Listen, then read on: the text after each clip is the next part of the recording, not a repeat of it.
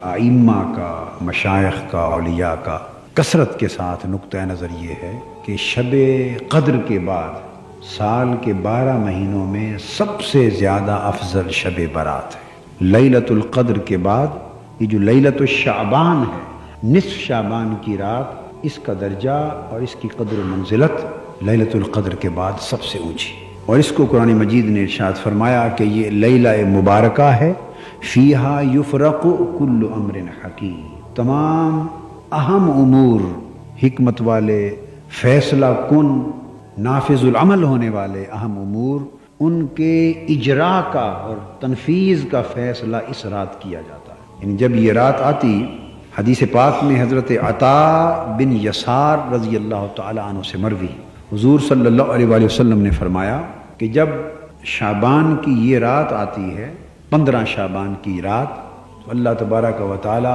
ملک الموت کو اگلے سال یعنی شعبان سے شعبان تک کے موت و حیات کے امور نفاذ اور اجراء کے لیے سپرد فرما دیتے ہیں۔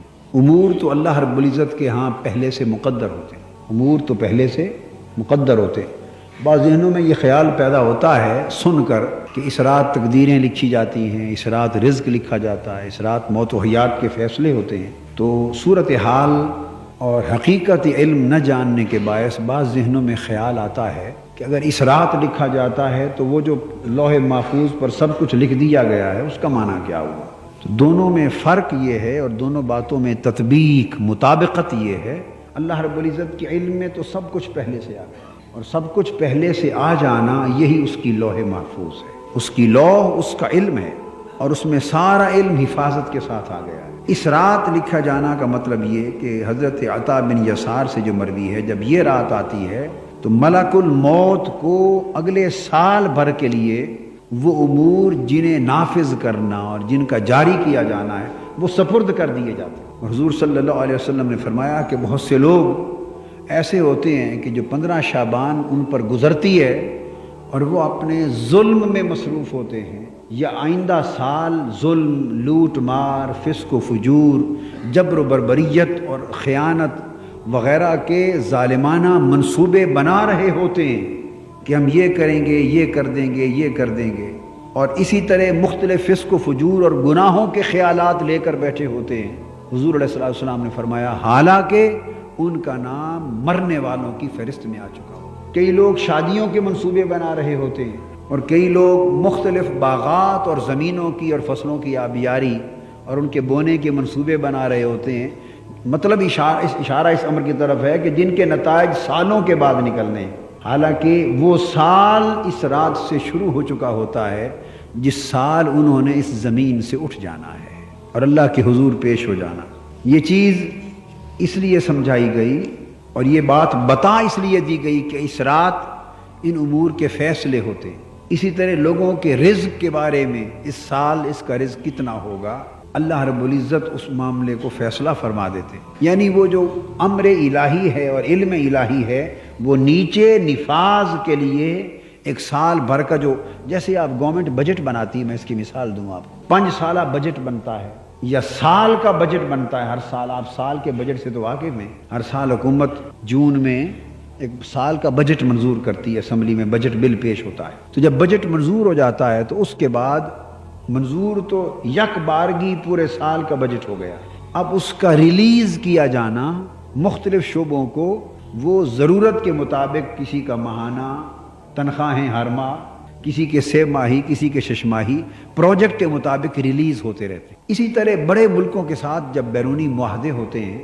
ورلڈ بینک کے ساتھ ہوتے ہیں، امریکن فائنانشل انسٹیٹیوشنز کے ساتھ ہوتے ہیں، تو وہ 5 سالہ منصوبوں کی فنڈنگ یا 10 سالہ منصوبے کی فائنانسنگ کے معاہدے ہو جاتے ہیں، بجٹ بن جاتے ہیں، مگر گریجولی 3 قسطوں میں، 10 قسطوں میں، 5 قسطوں میں مختلف مواقع پر ان کا ریلیز ہوتا رہتا ہے۔ یہ بات آپ سمجھ گئے؟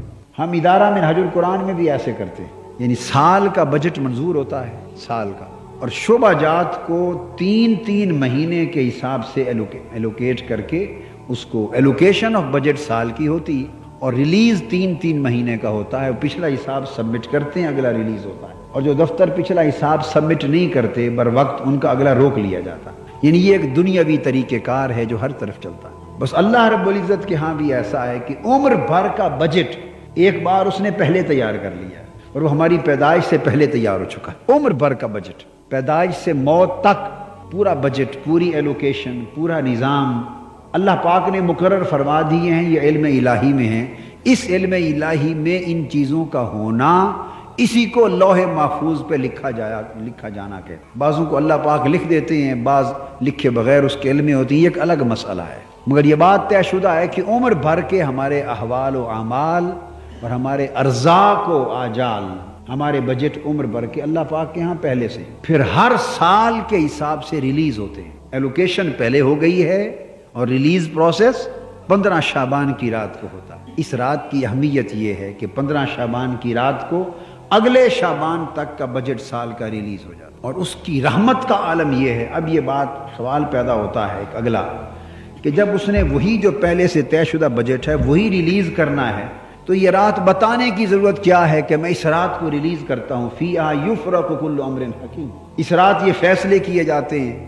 موت کا معاملہ ہے تو ملک الموت کو دیا جاتا ہے، رزق کا معاملہ ہے تو ملک الارزاق کو دیا جاتا ہے۔ تو یہ ریلیز کرنے کی رات کیوں بیان کی ہے؟ کیونکہ طے تو پہلے سے ہو چکا، تو جب کمی بیشی نہیں ہونی تو پھر بتایا کیوں گیا کہ اس رات کو یہ ہوتا ہے؟ یہ فرق ہے دنیاوی حکمرانوں میں اور ساری کائنات کے حکمرانوں۔ ہمارے چونکہ ظرف چھوٹے ہیں، خزانے تھوڑے ہیں، لمیٹڈ ہیں، ہمارے بجٹ بھی لمیٹڈ ہیں، اور ہماری کوشش ہوتی ہے کہ جو محدود وسائل میں طے کیا وہ اسی کے اندر رہ کر ہو۔ اللہ کے وسائل محدود نہیں ہیں، اس کی نعمتیں، اس کی رحمتیں، اس کی رحمت ہر شے پر وسیع ہے۔ اب یہ رات اس نے ڈسکلوز کر دی، یہ راز فاش کر دیا کہ اس رات ریلیز ہوتا ہے۔ اس کی حکمت ترغیب و ترہیب ہے، اس کی حکمت ترغیب و ترہیب ہے۔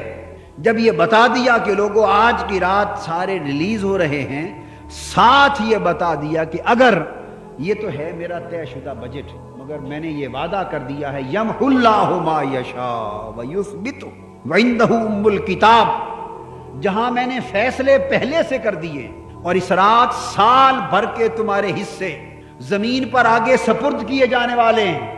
جہاں یہ دو چیزیں ذہن میں رکھو، وہاں تیسری بات بھی ذہن نشین کر لو، وہ یہ کہ میں صرف لوح محفوظ والا نہیں بلکہ لوح محفوظ کا مالک ہوں۔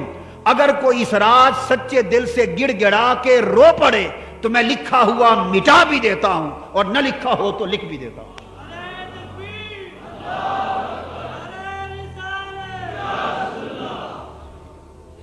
اگر رد و بدل کا امکان نہ ہوتا تو یہ رات بتائی نہ جاتی۔ یہ بات آپ کے پلے پڑی؟ اگر رد و بدل کا امکان نہ ہوتا، کمی بیشی کا، تبدیلی کا امکان نہ ہوتا، ہم نہیں کر سکتے تبدیل بھی اسی مالک نے کرنا ہے، جس نے لکھا ہے وہ بدل بھی سکتا، تو خود اس کا فیصلہ ہے یمحو اللہ ما یشاء، جسے چاہتا ہے اللہ مٹا دیتا ہے، ویثبت، اور نہ لکھا ہوا ہو تو لکھ دیتا ہے، وعندہ ام الکتاب، وہ لوح محفوظ کا مالک، اس کا قلم اسی کے ہاتھ میں ہے، کسی اور کے ہاتھ میں نہیں ہے۔ اس کی لوح محفوظ، لوح علم اسی کے پاس ہے، جو چاہتا ہے مٹا دیتا ہے، جو چاہتا ہے لکھ دیتا ہے۔ اور حضور علیہ الصلوۃ والسلام نے فرمایا دو چیزیں تقدیر کو بدل دیتی ہیں، دو چیزیں بولیے تقدیر کو بدل دیتی ہیں، ایک دعا اور ایک صدقہ و خیرات، ایک دعا اور ایک صدقہ و خیرات۔ الدعاء والصدقہ لا يرد القضاء الا بالدعاء والصدقہ، کہ قضاء یعنی تقدیر نہیں ٹلتی، یہ نہیں بدلی جاتی، رد نہیں کی جاتی، مگر دعا اور صدقہ سے تقدیر بھی بدل جاتی۔ تو میں جو نکتہ سمجھانا چاہتا ہوں وہ یہ کہ طے شدہ فیصلے اگر اللہ تعالیٰ نے یہ بھی فیصلہ ساتھ ہی کر لیا ہوتا کہ اب یہ بدلیں گے نہیں، اب یہ بدلیں گے نہیں، تو پھر راتیں نہ بنائی جاتی نہ بتائی جاتی۔ یہ ایک لیلۃ القدر بنا دی اور فرما دیا اس میں ایک ایسی ساعت آتی ہے کہ اس میں جو مانگو قبول کر لیتا۔ اگر کسی نے یہی مانگ لیا مولا میری تقدیر اگر خراب ہے تو بدل کے اچھی کر دے، اور اسے ساعت قبولیت نصیب ہو گئی تو وہ اللہ قبول کرتا۔ تو لیلۃ القدر بنائی اور اسے 5 تاک راتوں میں چھپا کر بتا دیا، اور اس کا کرم بالائے کرم کہ نصف شعبان بنائی اور چھپائے بغیر بتا دی۔